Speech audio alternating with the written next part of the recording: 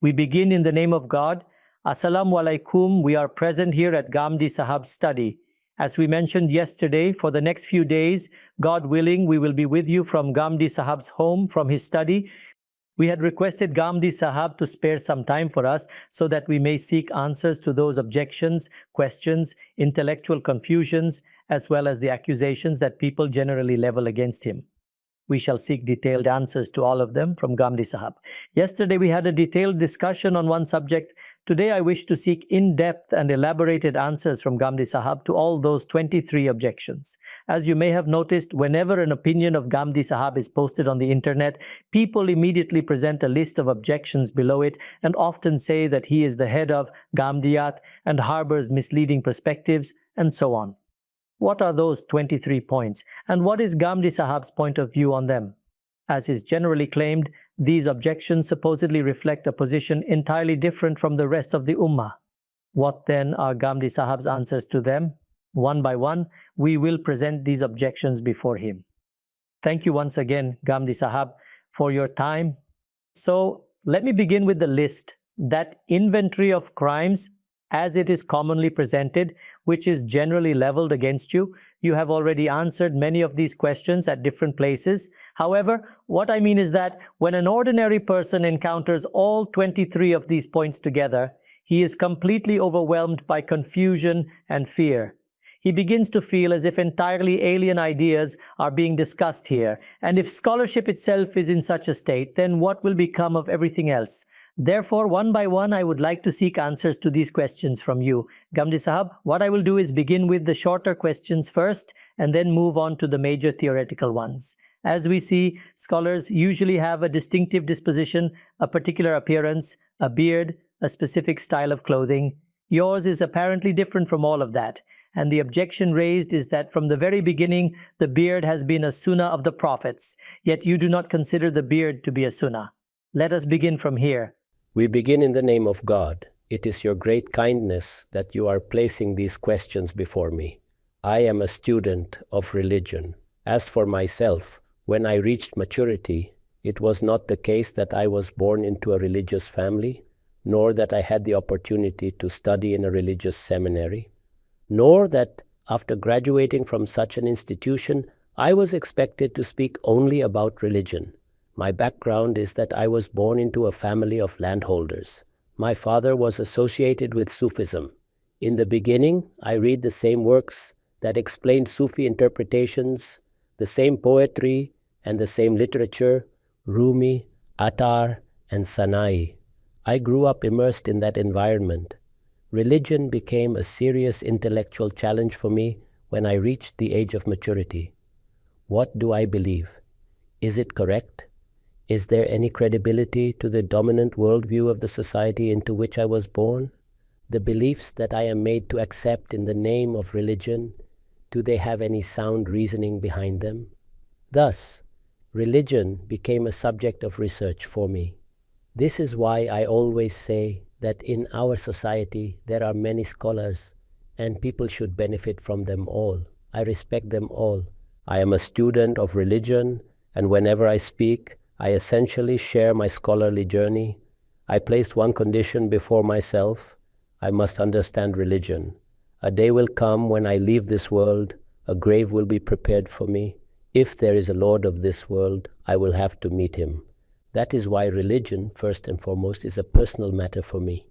It is neither my profession nor an obligation imposed upon me to present it to others. The greatest concern for me was to determine where I myself stand. All the questions before me at that time, I turned each of them into a subject of inquiry. I tried to understand them with complete honesty. Whatever had been said about them in the past, I made an effort to read all of it and comprehend it. I was fortunate to have known Arabic from childhood and was also well versed in Persian. Thus, there was no barrier for me in accessing the intellectual literature of the Muslim world. I attempted to test everything through argumentation. That is, whenever something is said or explained in the name of religion, I try to determine its truth or falsity. The question you asked about the beard falls under the same approach. What is its basis? Has it been described as a religious injunction? Is it mentioned in the Quran? Has the Messenger of God, Prophet Muhammad, peace be upon him, issued it as a Sunnah? Is it found in the traditions? Keeping all this in mind, one approach is that scholars say it is an established practice that has continued for centuries and that everyone understands it in this manner. A person may choose to adopt this approach if he wishes. However, as far as my intellectual training was concerned, I was compelled to determine whether what I call religion is in fact religion or not. When I began studying religion comprehensively, examining the Quran, the Sunnah, and the vast corpus of traditions, I reached the conclusion that many statements in the traditions are such that, if one does not examine them carefully, considering what is actually being said, an entirely different picture emerges. There are countless examples where something was said in a specific context, with a particular intent. Yet people derived a ruling from it that was never intended by the Messenger of God, Prophet Muhammad, peace be upon him. Here, I would like to draw a distinction. One thing is the Book of God, the Holy Quran. The Quran has reached us in the words of God Himself. This is its unique distinction among all religious literatures of the world. It is not a collection of scattered statements that were later compiled. It is an organized, structured book. It was revealed as a book, arranged as a book, and delivered to us as a book. When the Quran speaks, its purpose, wording, sentence structure, background, and progression of discourse are all clear and accessible to study. Now consider the traditions. During or after the time of the Messenger of God, Prophet Muhammad, peace be upon him, someone saw him doing something or heard him say something and narrated it. These narrations are traditions, and the Prophet bears no responsibility for them. He did not appoint individuals to transmit these statements on his behalf. People observed and narrated according to their own understanding. I found that the Quran is entirely silent on this matter. There is no mention of the beard as a religious command in the Quran. When God describes religion in the Quran, He explains what it is, why it is obligatory, whether it is required, recommended, or merely desirable. Religious injunctions are always clarified in this manner. After this comes the Sunnah. What is the Sunnah? In religious terms, it consists of those practices that the Prophet Muhammad, peace be upon him, transmitted to his community. It became clear to me that what we call Sunnah actually began with all the prophets, from Adam, peace be upon him, onward. This religious tradition came through Abraham, peace be upon him, whom the Quran identifies as the model of true religion. This Abrahamic tradition continued, was corrected where necessary, supplemented where required, and finally issued by the Prophet Muhammad, peace be upon him. This Sunnah preceded the Quran. Prayer, fasting, charity, pilgrimage, and other practices already existed before the Quran was revealed. When I examined these established Sunnah practices, I found that the beard was not among them.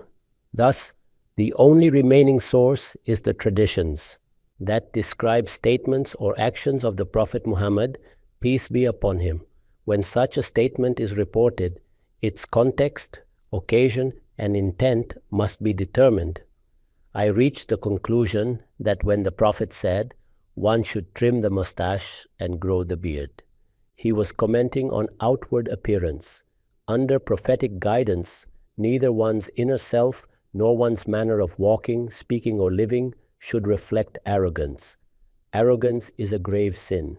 The Quran similarly instructs on how to walk, how to speak, how to lower one's voice, and how to conduct oneself with humility. Some people adopt styles such as growing exaggerated mustaches and keeping short beards that reflect arrogance or moral laxity. Even today, the Prophet Muhammad, peace be upon him, did not approve of it. The point, therefore, was this: people kept beards, it was a common practice, and similarly, they also kept mustaches. What became the subject of criticism was a particular situation. The Prophet, peace be upon him, criticized that specific situation and said that the mustache should be kept short. If you wish to grow a beard, then grow it. Grow the beard and shorten the mustache. In other words, the fashion that the addressee had adopted was being corrected and its flaw pointed out. It is similar to when a person comes out with disheveled hair and you say to him, "Brother, God Almighty has given you hair, so take care of it and maintain it properly." Here, you are not debating the existence of hair, but its form. When I understood all this, another aspect came to the forefront. And that aspect was this: when I examined the entire content of religion, I realized what the objective of religion actually is: purification. That is, under this scheme, God Almighty is selecting people for His paradise. God Almighty has laid down a criterion. I shall choose purified souls. Keeping purification at the center, all commandments of religion have been given. I observed that there are 3 categories of commandments, apart from acts of worship. What are these? Purification of the body, purification of what we eat and drink, and purification of morals. A rule was established that wholesome things are to be consumed and impure things are to be avoided.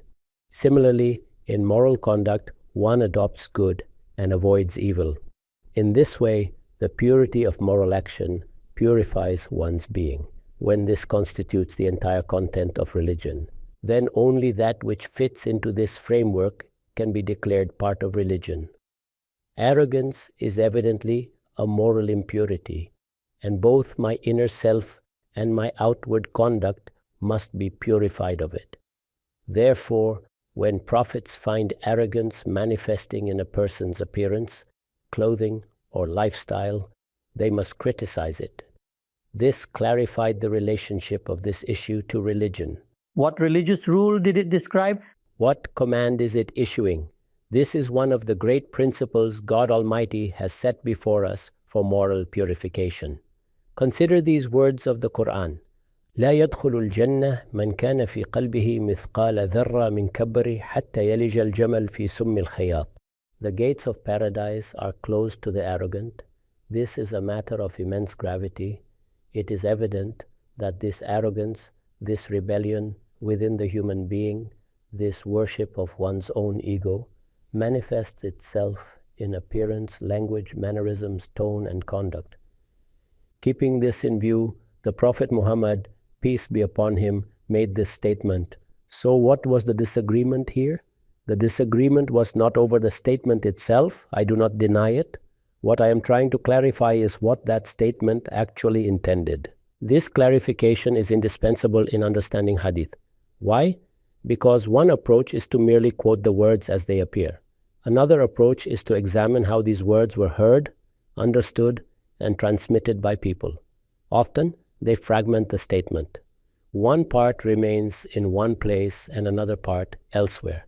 So what was the complete picture? When all relevant traditions are placed together, it becomes abundantly clear that it is form and appearance that are being addressed. The intent is not to issue an independent religious command. This is my research and my viewpoint. I can present arguments for it. I can demonstrate that it is not a subject addressed by the Quran.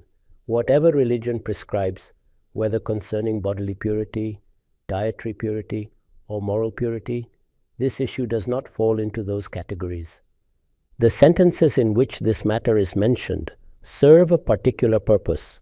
Something has been prohibited, something has been indicated, but when the overall perspective of the traditions is considered, it becomes evident that it is the reform of appearance that is intended.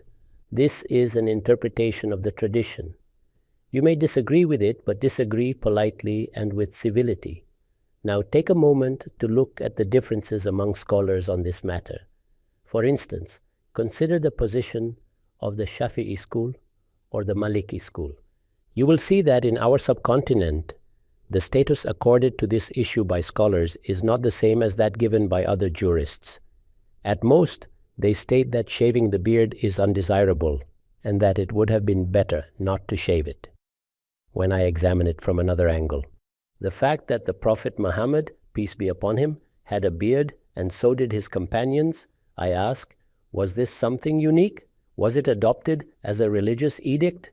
Did the Prophet, peace be upon him, not have a beard before prophethood? Did he adopt it only afterward? Did the companions change their appearance after his prophethood?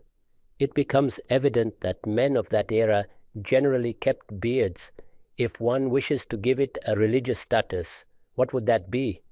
It would be this: my prophet grew a beard. I love my prophet. I may express my love by adopting some of his personal practices. In the realm of love, this makes sense. How did the prophet, peace be upon him, sit? How did he rise? What did he wear? A person may choose to adopt some of these out of love. Love is undeniable. It exists for parents, leaders, scholars, elders. Why should it not exist for the messenger of God? Sometimes this love is expressed by adopting something associated with the Prophet, peace be upon him. In this sense, I consider it something dear. I have kept as much as God Almighty has granted me. But to declare it a sunnah of religion, a recommended religious practice, an obligation, or a duty, these claims do not meet the standards of research and critical analysis. For something to become part of religion, it must emerge from the fundamental principles laid down in the Quran. If it were an issued sunnah, it would have been transmitted uniformly from all prophets, and the Prophet of Islam, peace be upon him, would have promulgated it in that same manner. The way it appears in the traditions requires careful understanding. In certain contexts, people deliberately adopted an opposing form as a mark of distinction. When one studies the narration of Abu Umama al-Bahili, an entirely different picture emerges. And there are other related points as well. There are many. For instance, elders of the Ansar are seated, and the Prophet, peace be upon him, asks them why they did not dye their white beards. This was actually in reference to a Jewish innovation, and the Prophet, peace be upon him, asked them to differ from it. A similar issue arises with respect to the beard. At times, people turn a situational directive into religion itself. You know that God Almighty has declared 5 things unlawful beyond food and drink, and among the gravest of these is fabricating matters and attributing them to God. What often happens is that when people form opinions, they do not consider it necessary to correct them. Just as abandoning something religious is wrong, it is equally necessary to correct what has been wrongly inserted into religion or given undue emphasis. The conclusion of my research is this: when all traditions are examined collectively, it becomes clear that there is no such ruling in religion. It is not a sunnah, not obligatory, not a duty, nor even a recommended act. It is an expression of love, and it should remain there. When this became clear to me, I explained it. I never demanded that people agree with me. Nor did you ask them to shave if they had a beard. I have no interest in that. I have merely presented what has become clear to me through research. I am fully aware of the traditions and the scholarly opinions on this matter. With complete responsibility, I believe that the statement of the Prophet Muhammad, peace be upon him, was misunderstood. Its primary intent was to correct form and appearance, how a mustache or beard should be kept. It is analogous to clothing. The Prophet, peace be upon him, observed certain styles of dress that expressed arrogance, what is termed isbal in Arabic, where garments trail on the ground. This was the practice of dissolute individuals, and the Prophet criticized it. Similarly, when a turban is worn with an excessively long tail, it too becomes an expression of arrogance, and the Prophet criticized that as well. This reveals the broader wisdom of religion. What God Almighty deems morally reprehensible will not be accepted. God Almighty commands restraint and condemns arrogance. The Quran instructs us not to speak arrogantly, not to adopt an arrogant attitude toward others, and to cultivate humility in our manner of walking. The Prophet Muhammad, peace be upon him, understood that God does not approve of arrogance in one's gait, posture, speech, or conduct. Therefore, arrogance should not appear in any form. Whether one has a mustache or a beard is not a matter of religion for me. Religion did not come to regulate these aspects of appearance. whether you keep a beard, how you style your hair, or whether you shave your head. Rather, it came to correct moral defects. Thus, the Prophet, peace be upon him, corrected the moral defect that manifests in appearance, ensuring that one's beard or mustache does not convey arrogance or moral laxity. To me, this is the essence of the entire discussion. If anything remains unclear, you may ask again. Ghamdi Sahab, you have addressed the first objection regarding the beard in great detail. I would like to ask two additional questions. The first is that it is generally argued that the words used by the Prophet, peace be upon him, are in the imperative mood and therefore indicate obligation. Please answer this first, then I will ask the second.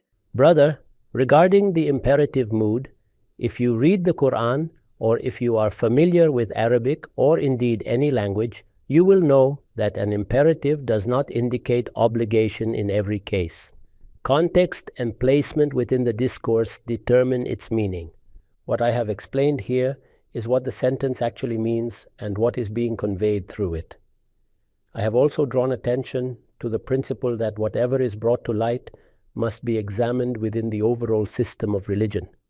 First and foremost, we examine its foundation in the Quran. That is where the inquiry begins. Religion has certain fundamental principles, and everything must be connected to them. When these considerations are foregrounded, I am willing to say that something has indeed been required, but what has been required is more than mere obligation. What is required is that one's appearance must not be such that one has an exaggerated mustache and a shortened beard. That is, if the mustache is large and the beard is small due to arrogance, then we cannot even enter paradise. That would indeed become a grave crime. Therefore, I am not even focusing on the question of obligation here. I am not saying that obligations do not exist. What I am pointing out is how the matter has been understood. You have understood the rules by separating two sentences, whereas they should have been understood together, deriving a single underlying principle from their combination. From the combination of the two statements, a particular appearance has been criticized and ordered to be corrected. This is the command of the Holy Prophet Muhammad, peace be upon him, and the command is religious. It is based on the principle that what exists in your heart, the feelings that arise there, and all moral qualities you possess are integral to religion. Thus, I took this statement and placed it within the overall system of religion, concluding that religion fundamentally seeks to correct arrogant attitudes. Therefore, what the Prophet Muhammad, peace be upon him, said is obligatory in the sense that it is necessary. What, after all, was the real point? I do not disagree with you on whether it is obligatory or not. My claim is that the underlying logic has not been properly understood. That logic is this: change your appearance. Your appearance must conform to a certain moral principle. If you have an exaggerated mustache and a short beard such that your appearance resembles that of an arrogant person, then change it. This is a serious matter. It is not merely a question of obligation. But since you have raised the issue, let me explain. A command can also come for advice, for persuasion, or simply to state something. For example, in the Quran, regarding Friday prayer, it is said that when the call for prayer is made, one should leave off trade and hasten to the remembrance of God. This is a command, and it makes it obligatory to leave business at that time. Friday prayer is a duty, and when it is announced by those responsible, attendance becomes mandatory. Now consider the following statement: when the prayer is finished, disperse in the land and seek the bounty of God Almighty. Would you say that after the prayer it becomes obligatory to engage in business? No. Here, the command merely encourages, suggests, or describes the normal flow of life. Eat and drink has appeared at many places. Yes, it has appeared many times, and sometimes people interpret such statements to mean mere permissibility. That interpretation is not always correct. In what I have explained, I do recognize obligation. The disagreement lies between your understanding and mine. You are saying that two independent commands have been issued: shorten the mustache and grow the beard. I am not saying that. What I am saying is that the condition you have adopted, A large mustache and a short beard creates an undesirable form. Therefore, correct it. Shorten the mustache and lengthen the beard so that the resulting appearance is dignified and respectable. It is this form that the Prophet Muhammad, peace be upon him, taught. If you have not adopted such a form, then this command and guidance are not directed at you. Absolutely right. So, Ghamdi Sahab, the second supplementary question is this. It is generally said that at one time you held the same view as other scholars, that the beard is the Sunnah of the Prophets and that Muslims should keep it. On what basis did you hold that view at the time? And now that your opinion has changed and you have clarified its foundations, on what basis did you previously hold that position? I have already explained that I was born into a Muslim family. It is natural that if one inclines toward religion in such an environment, one initially understands religion as it is explained by scholars. One reads the books available, learns from the scholars around him, and adopts what they say. One reads, internalizes, practices, and eventually leaves the world holding those beliefs. I, however, made the decision, perhaps unfortunately, to test everything. This is why I always say that my work is one of reconstruction of Muslim religious thought. I had to decide whether to accept inherited views unquestioningly or to re-examine the entire corpus. This process of review took many years. During that time, I did not withdraw from society nor remain inactive. I taught and practiced religion as I understood it at each stage. As errors became clear, I began to explain them and write about them. What alternative course could there have been? Anyone who undertakes research tomorrow will begin in the same way. All our great imams began their lives similarly. They started from what they learned from their teachers. Only afterward did their research process begin. If this were not the case, how would you explain Imam Shafi'i? He was a student of Imam Malik and Imam Muhammad. His opinions differed in Mecca, changed in Baghdad, and differed again in Egypt. Why did this happen? Because, like living beings, scholars engage in continuous research. We, however, have shut the doors of inquiry. Many scholars today follow the principle that what they have inherited from their elders should not be questioned. I maintain that this effort of mine is unavoidable in our present age. It was necessary to critically examine the product of human understanding. The religion of God is one thing. Human interpretations of it are another. If there is a Quranic verse, we examine how it has been understood. If there is an interpretation of the Sunnah, we reconsider it. The same applies to traditions. Each must be reassessed to determine whether it is acceptable on the basis of argument. This effort did not occur overnight. It took many years. If you look at my earlier writings, you will find many positions similar to those I later revised. When erroneous views became clear to me, I corrected them. My book, Meezan, published in 2007, presented the entire religion as I understood it at that time.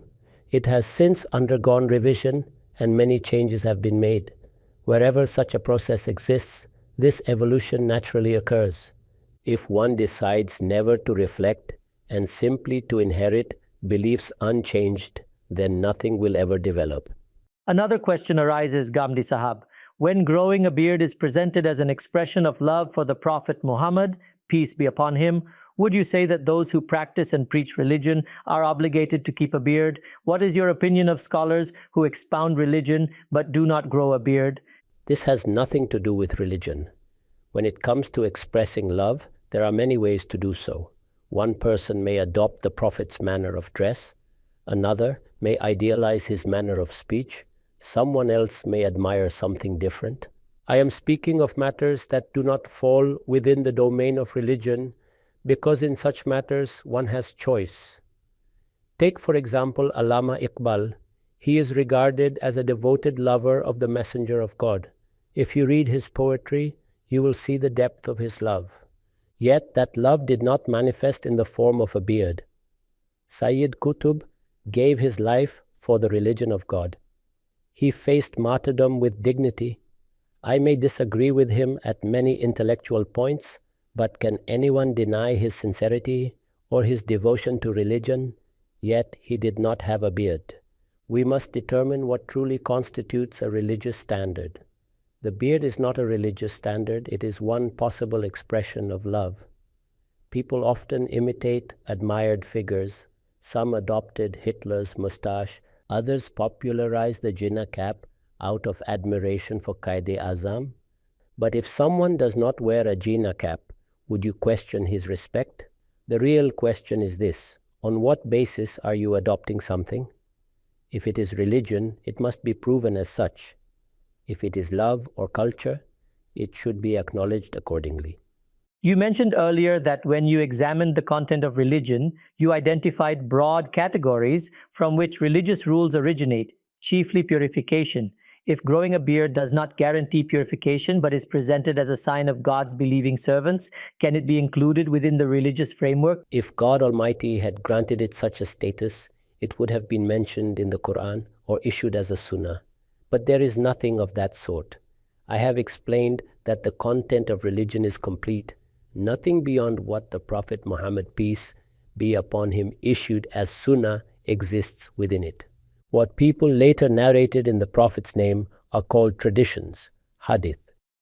These are reports transmitted in people's own words and understanding without responsibility being placed upon the Prophet Muhammad, peace be upon him.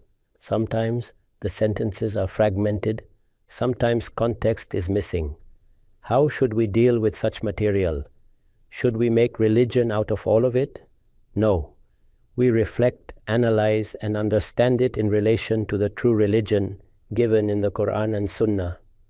When examined deeply, it becomes clear that the Prophet Muhammad, peace be upon him, did not intend people merely to grow beards or shorten mustaches. What mattered was form, appearance reflecting inner humility, reverence, and God consciousness. Arrogance manifests outwardly in dress, speech, posture. And when it does, it produces the demeanor of dissolute individuals. The Prophet sought to prevent this. When you reflect deeply, you see religion as a coherent system. The moral principles stated by God Almighty are the same principles. The Prophet Muhammad, peace be upon him, sought to instill in people's appearance, speech, and lifestyle. He wanted people to appear God-conscious, to live without extravagance, and to embody moderation and balance. I fully accept this. What I reject is the misunderstanding of what this actually entails. It is not what you think it is. All right, Ghamdi Sahab, one aspect of your entire statement becomes prominent here. It may be that what you are saying is correct, but people ask whether the companions of the Prophet understood it in the same way. That is the perspective you have explained from this tradition about the beard. Did those who witnessed it firsthand also understand it like this? Because what we see there is that this was not under discussion at all, that one should keep a longer beard and a shorter mustache. Everyone there used to keep it. Then some people say, for example, that among the jurists, there was even discussion of cutting the beard as a punishment. So did our jurists and other scholars think of it in this way? And if not, what is the reason for that? I had mentioned earlier that if this matter had been discussed in this way among the companions of the Prophet, peace be upon him, then the Prophet would have discussed it explicitly as a matter of religion, and it would have been issued as a Sunnah. But it was not discussed there in that manner. This discussion emerged much later. As for jurisprudence, I told you that the viewpoint of the Shafi'is is very different, and the Hanafis also have a distinct position. You can see this clearly if you go to Egypt or Morocco. You will find imams leading prayers who do not have a beard. There are many regions in the world where the beard does not grow in the same way.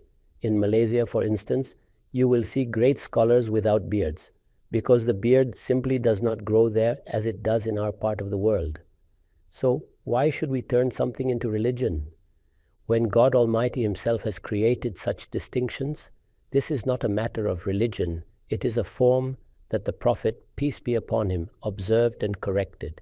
If such a form appears in your hair or in your attire, meaning if you adopt an arrogant appearance, then you will be informed about it and even restrained from it. Look, there are many differences between me and the Hanafi scholars. The difference is not that I reject this instruction of the Holy Prophet. What I am saying is about what this instruction means and what it signifies. All right, Ghamdi Sahab, here is a light question since the live audience is watching as well. You have done so much work on religion, but when you present it publicly, if someone objects by saying, "Brother, you do not have a beard," does the thought ever arise in your heart that if God Almighty had granted you a naturally long beard, at least this objection would not have existed? No, I believe that God Almighty possesses immense wisdom. Whatever He decides is absolutely right. The situation in our country is such that people have given this matter a level of importance by turning it into religion. In fact, it has gone beyond religion. It has even become a criterion for selecting an imam of a mosque. The Messenger of God tells us to see how someone recites the Quran and how well he understands the Sunnah. But are these the things we actually consider here? Since I had to undertake this work of reconstruction, God Almighty has helped me in such a way that this objection has resolved itself naturally. I have kept the beard to the extent that I have, and I want to clarify that I have not done so with religion in mind, but because of my desire to resemble the Prophet and out of love for him, peace be upon him, as far as possible. Look, styles of dress change. If you look at the present time, none of the scholars wear the clothing that the Prophet, peace be upon him, used to wear, especially in our subcontinent, where it is no longer feasible. Change is inevitable. Similarly, there are many things that are no longer possible to adopt. You no longer ride donkeys or camels, you travel by car. Some things are adopted purely out of love, and this is one of them. Therefore, it should neither be despised nor belittled. Rather, it should be understood properly. Just as in many other traditions, there has been a misunderstanding here. Why does this happen? Because traditions often come to us as scattered sentences. If I were to scatter the sentences of the Quran, you would misunderstand that as well. It is essential to place the entire verse of the Quran before you and see where it fits. What I am saying is that it is imperative to correct one's situation. This correction is obligatory, and its foundation lies in the Quran. There should be no arrogance within you, and nothing in your appearance should reflect arrogance. All right, Ghamdi Sahab, the intention was to take up 23 objections in today's program, but it has already been 45 minutes and this is only the first one. For our live audience, if you have further questions on this topic, please write them in the comment box below. God willing, these can be addressed in the next session. The last thing I want to ask is this: how do you personally feel about the beard if men keep it? From the perspective of masculinity, do you want men to keep beards and look good? It looks good. If I had no other considerations, I would have kept a beard simply because I like it. I am not opposed to it at all. But when you teach religion, you must explain what religion actually is, what the nature and importance of something is within religion. Things do not enter religion arbitrarily. There is a discipline and an order through which they become part of religion. I have outlined this discipline in my book Meezan and explained it in detail, where religion originates from and what its goal is. The Quran itself states this goal while introducing the Prophet. He was sent to recite God's verses and to purify people. This purification means, for example, that keeping the mustache short is a command of human nature and a sunnah. Why? Because it is related to purity. A long mustache not only leads to physical impurity, but also creates an arrogant appearance. This affects the inner self, and as a result, even what one eats and drinks becomes contaminated. When you consider both the inner purity and the outer purity, you see that together they depict the correction of one's condition. This topic, therefore, is not about whether you have a long beard or whether you should shorten it. If you shave your beard entirely, then the entire discussion ends there. If you have hair, you will be instructed to take care of it, as the Hadith says, honor your hair. If you shave your head, then that subject no longer applies. In the end, it must be understood that our religion is founded on a few fundamental principles. And where do those principles come from? From the Book of God and the Sunnah of the Prophet, peace be upon him. When a holistic concept of religion is formed from these, Individual traditions are then understood by placing them within this larger framework and establishing their relationship to it. This is how I have connected the statements the Prophet, peace be upon him, made on these two occasions. One was about correcting one's condition, and the other was about reforming the innovations of the Jews. Such issues arise in certain religious groups. When reforming an innovation, the Prophet instructed people to oppose it. For example, in the same narration under discussion, the Prophet, peace be upon him, said, "Pray while wearing your shoes." Does that mean we should now enter mosques wearing shoes? No. He said this in a specific context to counter an innovation. If the ground is unsuitable and there is no carpet beneath you, then you may pray with your shoes on. Similarly, when you encounter a word, a formula, or another instruction, you must understand its context. This process of understanding is crucial with traditions because the Prophet is not speaking to us directly. People heard him and then narrated what they understood. Sometimes things are misheard, sometimes they are misunderstood. You know that when Sayyida Aisha commented on Hazrat Umar, may God be pleased with him, regarding his statement that the dead are punished, she said that Umar does not lie, but that sometimes a mistake occurs in hearing. Just as mistakes occur in hearing, mistakes also occur in understanding. It is this misunderstanding that I have tried to correct. Someone may say, we are satisfied with our view. Fine, do what you are satisfied with. I have not started a movement against this. We are all accountable before God according to our conscience. If I am satisfied with one view, I will follow it and explain it with arguments. If you are satisfied with another, I have no right to ridicule it or treat it with contempt. You are responsible for acting upon your own understanding. I pray that God grants us the courage to listen to scholars with this spirit, to be willing to review what we already know, to discuss agreements politely, to express disagreements respectfully, and then to act according to our conscience. If we develop this attitude, sectarianism, hatred, and grudges will dissipate. Instead of expelling those who serve religion, we will create a healthier religious environment. The lesson for us is this: we must reconsider our attitude toward religion. If someone disagrees with you in understanding a religious command, explain your position with argument, but do not turn it into ridicule. All right, Ghamdi Sahab, from this entire explanation of yours, a serious student might conclude that there is a difference between your understanding of this tradition and the understanding prevalent in the Ummah. But I want to submit honestly that I myself have gone through this entire journey, and it is absolutely incorrect to say that you do not follow this tradition, or that you have ignored it or discarded it, or that it does not matter to you. Everything you have just stated is clearly written in your books, and you have explained these points elsewhere in even greater detail. After hearing all this, how can anyone say that you do not believe in this hadith of the Prophet, peace be upon him? What can I say? I am astonished every time someone says this to a person who has spent his entire life trying to understand each and every tradition for decades. Even today, I am engaged in what may be my final work on the Hadith project. That is, a collection of traditions that is being critically reviewed. Efforts are being made to rearrange it once again. If these traditions did not matter, why would this be done? These are the words attributed to my Prophet, peace be upon him, the words of that noble and exalted person as narrated by people. Had people not narrated them, there would have been no issue. But once they have been narrated, they matter to me so deeply that understanding every single one of them, researching them, determining their significance, their position, and their purpose has become the objective of my life.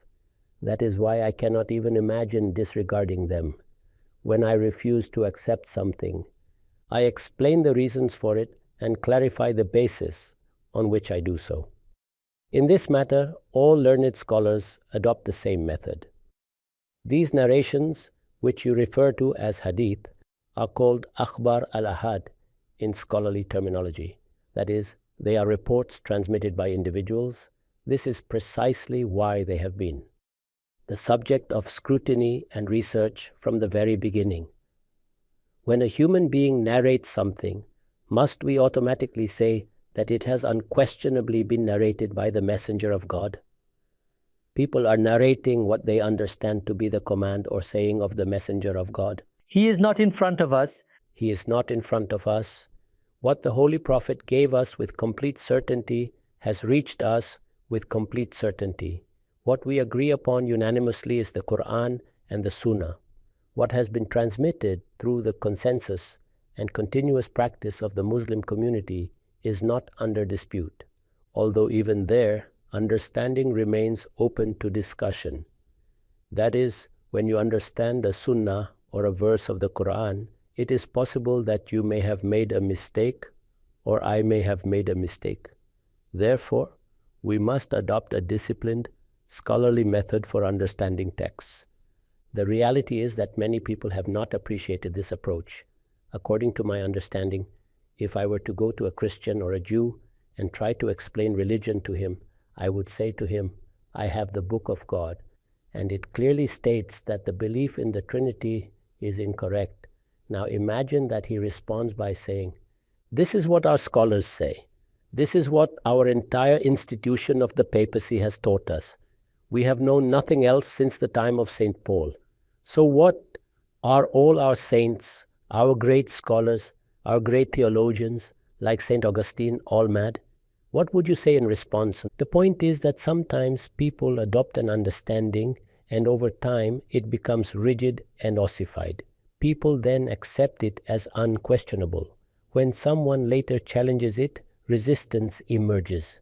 That is why we need an intellectual environment in which ideas can be reviewed. And one can politely say that an argument is weak and therefore not acceptable. Turning such matters into propaganda closes the door to knowledge and research. If you ask me why Muslims have fallen into decline, I would say it is because no one is willing to study neither religion nor worldly affairs.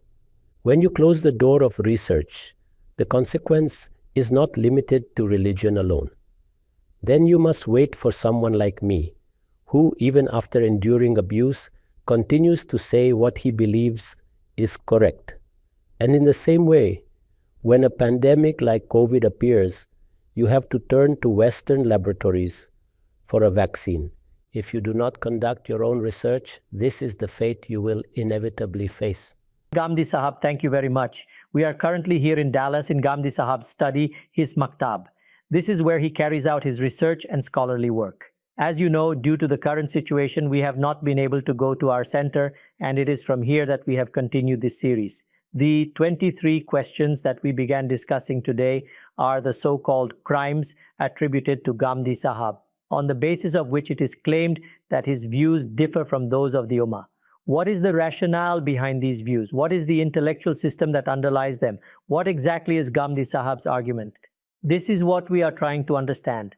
I had hoped that perhaps all 23 objections could be addressed in a single sitting, but it now appears that we may need 23 sittings instead. Today we discussed the issue of the beard, and God willing, we will take up the remaining objections in the next session. Ghamdi Sahab, thank you very much for answering these questions in such detail. We will return in the next session. I say these words of mine and I seek forgiveness from Allah for myself, for you, and for all the Muslims. Thank you very much.